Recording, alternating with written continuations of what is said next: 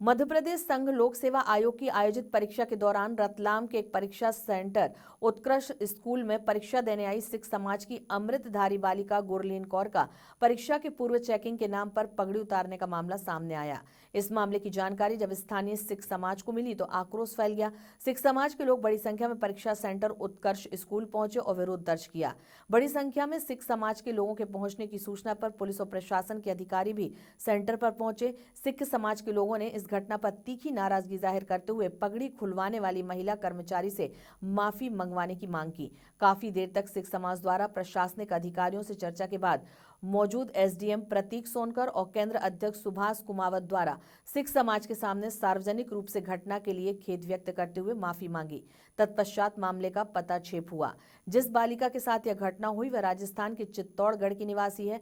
वह रतलाम में अपने रिश्तेदार के यहाँ कल आई थी और आज दोपहर परीक्षा देने सेंटर पर पहुंची थी। क्या है कि सर जो पगड़ी है ना वो हमारे मेन 5 ककारों में आती है।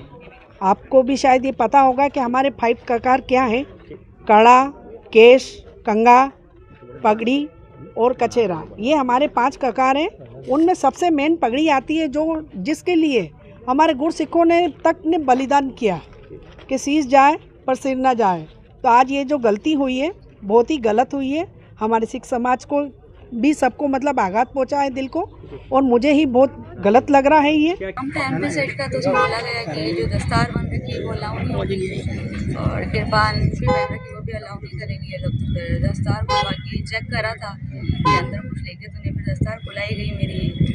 कृपान भी चेक करी उतार के इसके अंदर कुछ है तो नहीं। मैंने तो पहली बार कृपान भी पहली बार उतारी और डोमाला भी पहली बार ही उतारा।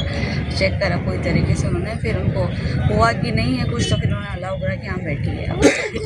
आयोग के ऐसे कोई निर्देश वगैरह थे क्या जो इन्होंने उतारा? नहीं, ऐसे किसी पर्टिकुलर समाज को लेके तो नहीं थे, बस ऐसा था। लोक सेवा आयोग की मध्य प्रदेश लोक सेवा आयोग की प्रारंभिक परीक्षा थी। इसमें जो कृषि विद्यालय का जो सेंटर है तो वहाँ पर हमारी बिटिया एक एग्ज़ाम देने आई थी, सिख समाज की थी।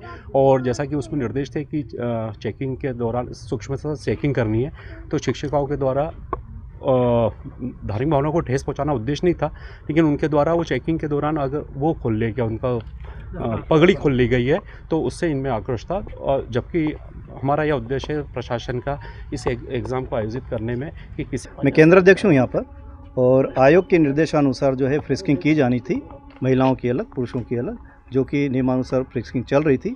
इसी बीच आप बच्ची आई और उसकी फ्रिस्किंग के लिए भी जो निर्धारित हमारे महिला स्टाफ थे उनके द्वारा एक बंद रूम के अंदर उनके साथ में जो फ्रिस्किंग की गई।